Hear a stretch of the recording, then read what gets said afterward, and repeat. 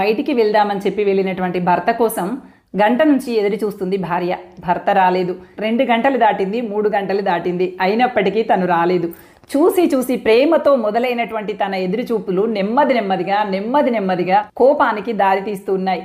గంటలు గడుస్తూనే ఉన్నాయి, కానీ భర్త మాత్రం రాలేదు. ఎదురుచూపు కాస్త ప్రేమ నుండి కోపంగా పూర్తి స్థాయిలోకి మారిపోయింది. ఎదురు చూసి విసుగెత్తి కోపం తారాస్థాయికి చేరినటువంటి సమయంలో భర్త ఇంట్లోకి అడుగుపెట్టాడు. ఇక ఒక్కసారిగా అపరకాలిక వలె ఉవ్వెత్తున ఎగిసి పడుతూ కోపంతో బిగ్గరగా అరుస్తుంది భార్య. ఇప్పుడు ఆ భర్త వ్యవహరించాల్సినటువంటి తీరు ఎలా ఉండాలో చెప్పండి మీరు.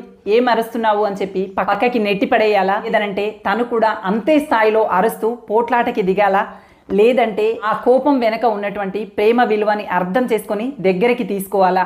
ఎందుకింత కోపం అని అడిగే ముందు నా కోసం ఎదురు చూస్తూ ఎంత బాధని భరించావు అంటూ తనని ప్రేమతో గుండెలకి